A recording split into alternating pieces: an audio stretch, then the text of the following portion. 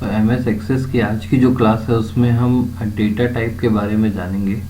Data type वाला जो portion है उससे हमको कवर करना है। आप यहाँ पर देख पा रहे हैं कि हर प्रोग्रामिंग लैंग्वेज कुछ बेसिक डेटा टाइप्स उपलब्ध कराती है। सेम वैसे ही हर डेटाबेस मैनेजमेंट सिस्टम भी कुछ बेसिक डेटा टाइप्स उपलब्ध कराता है, जिसे हमको फील्ड के साथ अटैच करना कंपलसरी होता है। यानी कि टेबल डिज़ाइन करते समय हमें डेटा टाइप देना आवश्यक होता है। जो डेटा टाइप हम फील्ड के साथ अटैच करते हैं उस फील्ड में उसी डेटा टाइप के आधार पर वैल्यूज़ को एक्सेप्ट किया जाता है। तो आप यहाँ पर देख पा रहे होंगे कि अगर मैं एक्सेस ओपन करूँ,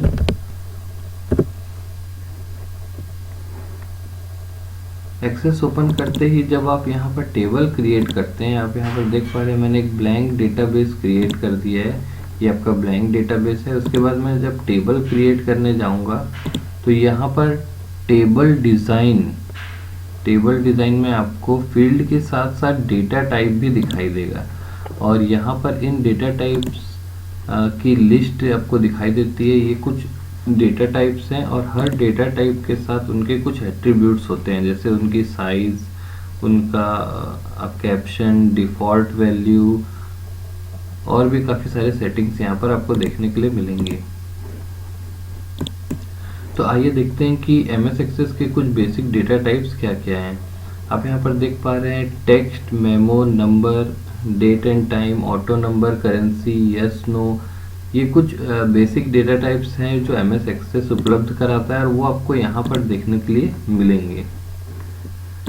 सिलेबस की बात करें तो सिलेबस में कुछ इस तरीके से इसको डिस्क्राइब किया गया है। डेटाबेस स्ट्रिंग जो है वो टेक्स्ट को कहा जाता है। टेक्स्ट और मेमो जो है डेटाबेस स्ट्रिंग के अंदर आते हैं। साथ ही साथ आप देखेंगे डेटाबेस न्यूमेरिक वैल्यूज़, तो न्यूमेरिक वैल्यूज़ में नंबर एंड ऑटो नंबर और करेंसी, तीनों जो हैं आपके न्यूमेरिक वैल्यूज़ में आएंगे, नंबर, ऑटो नंबर और करेंसी। डेटाबेस कंडीशनल वैल्यू के अंदर आएगी यस नो, और आप यहाँ पर देख रहे हैं डेट एंड टाइम वैल्यूज़। तो कुल मिला के ये जो डेट एंड टाइम है, यहाँ पे थोड़ा सा लिखने में शायद स्पेलिंग मिस्टेक हुआ है या जो भी है। तो यहाँ पर आप देख रहे हैं ये सारे वो डेटा टाइप्स हैं जिनका यूज़ एम एस एक्सेस में किया जाता है फील्ड्स के साथ जब हम टेबल क्रिएट कर रहे होते हैं, टेबल का डिज़ाइन बना रहे होते हैं। तो आइए देखते हैं कि कौन से डेटा टाइप में किस टाइप की वैल्यूज़ को एक्सेप्ट किया जाता है।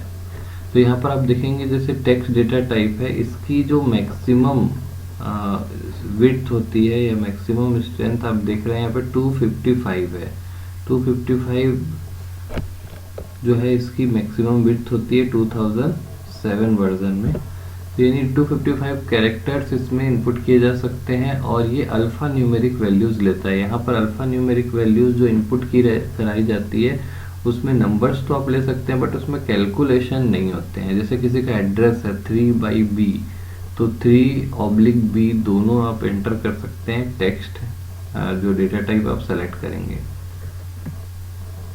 अगला डेटा टाइप है मेमो। ये डेटा टाइप भी अल्फ़ा न्यूमेरिक वैल्यूज़ को ही एक्सेप्ट करता है, बट ये काफ़ी बड़े साइज़ के डेटा सेट को एक्सेप्ट करता है। यानी कि टेक्स्ट और मेमो में अंतर ये होता है कि टेक्स्ट जो है एक लिमिटेड अमाउंट में डेटा को स्टोर करता है, जबकि मेमो का जो लिमिटेशन है या डेटा का जो एक्सेप्टेंस का लिमिट है वो काफ़ी ज़्यादा होता है। बहुत ज़्यादा टेक्स्ट को भी वो एक्सेप्ट कर लेता है। साइज़ का अंतर है दोनों में। अगला डेटा टाइप आपका आते हैं नंबर। न्यूमेरिक डेटा टाइप जो होते हैं वो नंबर्स को एक्सेप्ट करते हैं with positive and negative values and decimal points. बोलने का मतलब है कि अब डेसिमल पॉइंट्स के साथ पॉजिटिव और नेगेटिव वैल्यूज़ अगर आप स्टोर करना चाहते हैं डेटा टाइप में तो आपको नंबर डेटा टाइप लेना पड़ेगा। आप यहाँ पर देख पा रहे होंगे कि हम यहाँ पर नंबर डेटा टाइप अगर सेलेक्ट करते हैं तो हमारे पास काफ़ी सारे यहाँ पर डेसिमल प्लेस के भी ऑप्शन आ रहे हैं, इनपुट मास्क वगैरह वगैरह ऑप्शंस आते हैं। अगला डेटा टाइप है डेट एंड टाइम। ये डेटा टाइप हम तब यूज़ करेंगे जब किसी का date of birth, date of joining, date of result, invoice date, purchase date, sales date, इस टाइप की कोई भी डेट या फिर टाइम स्टोर करना हो डेटाबेस में। तो डेटाबेस में अगर डेट या टाइम स्टोर करना हो तो हमें date and time data type को सेलेक्ट करना होता है। हमको ये बात याद रखनी होगी कि डेट एंड टाइम दोनों को वो एक ही साथ स्टोर करता है, यानी अगर आप कोई डेट स्टोर कराते हैं या टाइम स्टोर कराते हैं तो वो सीरियल नंबर के फॉर्म पर, आप यहाँ पर देख पा रहे होंगे सीरियल नंबर के फॉर्म पर वो उसे स्टोर करता है अपने मेमोरी में। अब सीरियल नंबर एक अलग कंसेप्ट है, वो टाइम कोई स्लॉट को काउंट करके उसमें से date, time, year, day, month सारा चीज़ों को कैलकुलेट कर लेता है।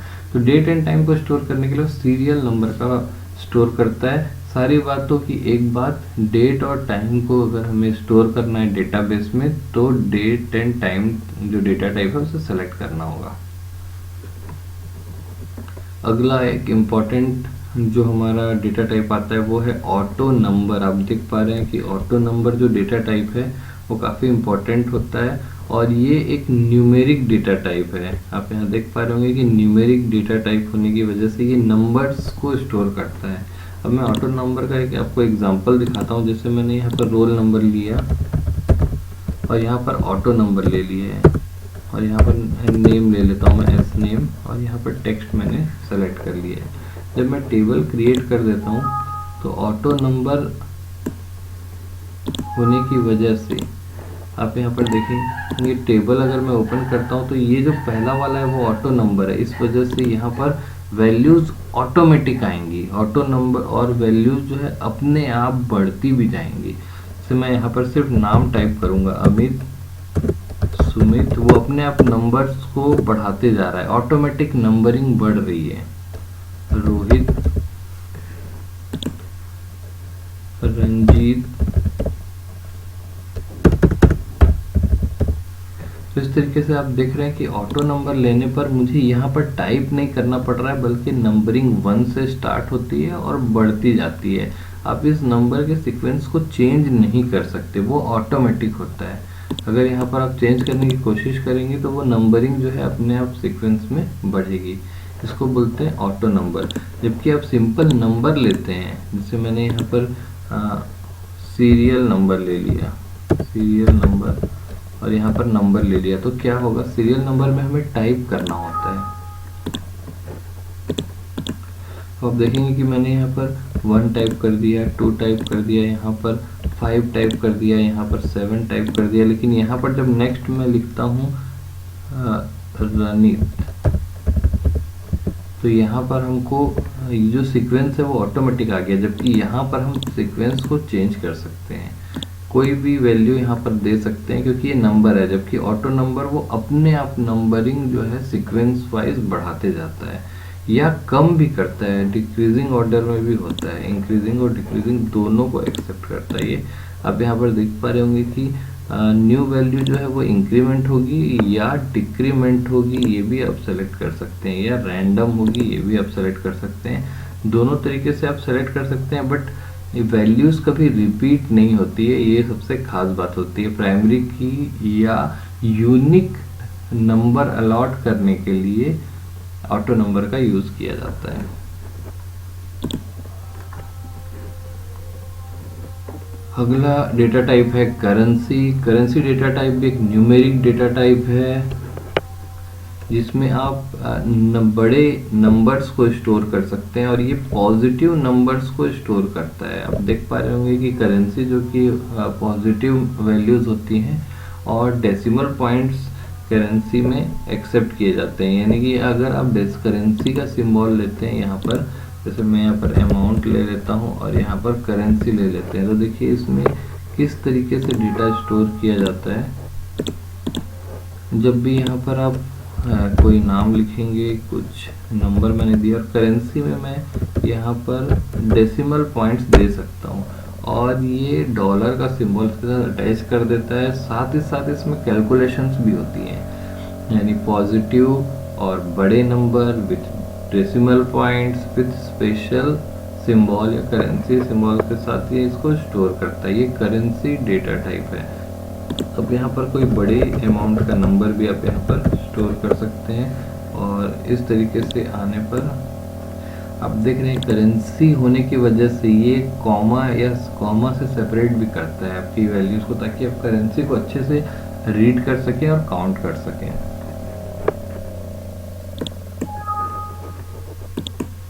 नेक्स्ट हमारा जो डेटा टाइप है वो है यस नो। बहुत इंपॉर्टेंट डेटा टाइप है। इसमें केवल दो ही वैल्यूज स्टोर होती है, जिसे हम बुलियन वैल्यू भी कहते हैं। बुलियन वैल्यू का मतलब होता है आइदर ट्रू और फॉल्स, जिसे हम ज़ीरो या वन भी कहते हैं। ज़ीरो मीन्स फॉल्स और वन का मतलब होता है ट्रू। तो सिर्फ इसमें दो ही वैल्यू एक्सेप्ट की जाएगी, या तो यस या तो नो, या तो ट्रू या तो फॉल्स, या तो ज़ीरो या तो वन। तीनों का एक ही मतलब है।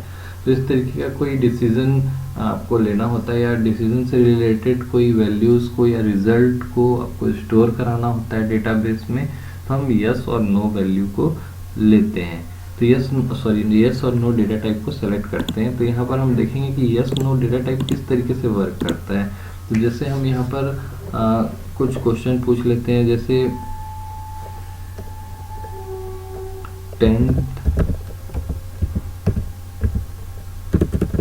10th लिख देते हैं केवल।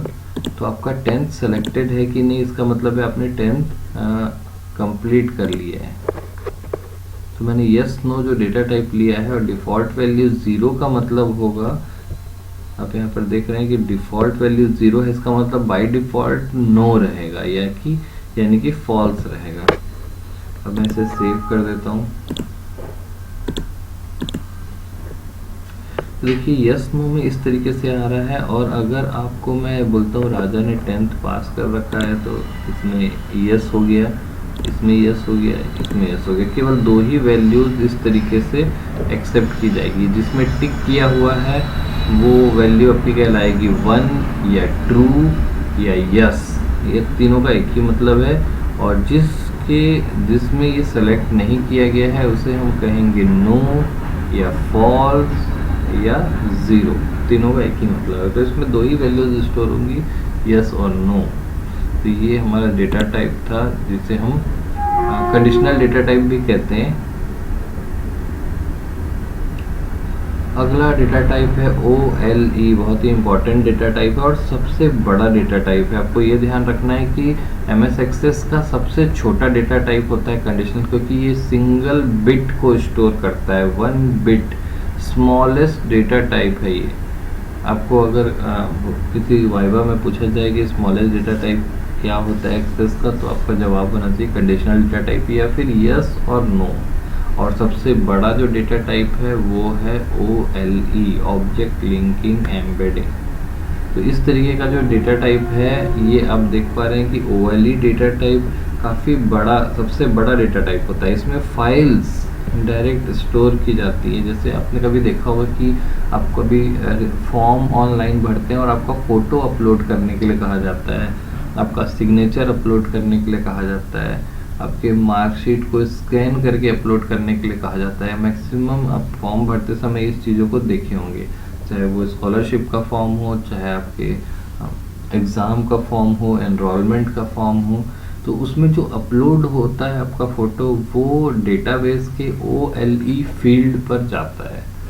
तो अब यहाँ पर अगर मैं किसी स्टूडेंट का फ़ोटो, जैसे अमित का फ़ोटो भी यहाँ पर लाना चाहता हूँ, तो मुझे OLE डेटाबेस सेलेक्ट करना होगा।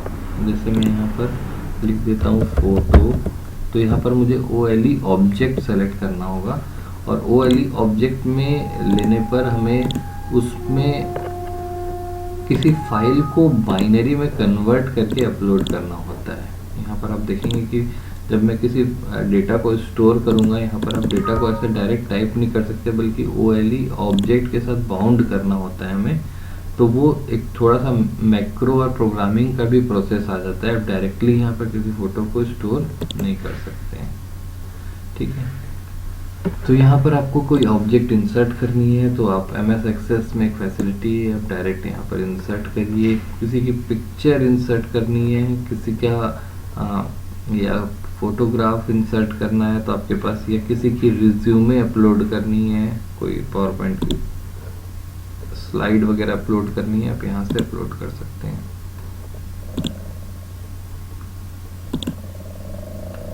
तो बिटमैप इमेजेस को मैंने सेलेक्ट किया है और यहाँ से आपके पास अगर कोई बिटमैप इमेज हो तो आप यहाँ से बिटमैप इमेज को ब्राउज करना होगा। मैं चलिए जेपीजी को एक्सेप्ट करके देखते हैं ये। तो इस तरीके से ये जो हमारा डेटा है बाइनरी फॉर्म पर यहाँ पर स्टोर कर लिया जाता है। जब आप इस पर क्लिक करेंगे तो आपको वो ऑब्जेक्ट दिखाई देगा और प्रोग्रामिंग लैंग्वेज के थ्रू आप इसको एक्सेप्ट कर सकते हैं और अपने फॉर्म आदि पर डिस्प्ले कर सकते हैं। तो 100 बात की एक बात, अगर आपको अपने डेटाबेस में फ़ोटो, ऑडियो, वीडियो, सिग्नेचर या रिज्यूमे या कोई भी फाइल्स को अपलोड करके सेव करना है तो ये आपको OLE जो डेटा टाइप होता है उससे लेना होता है और ये फाइल्स को स्टोर करता है, चाहे फाइल में फ़ोटो हो, ऑडियो, वीडियो, जो भी डेटा आपका हो। तो ये जो टॉपिक था हमारा आपका, और इसके ऊपर हमने भी बात चर्चा की जो था डेटा टाइप MS एक्सेस में।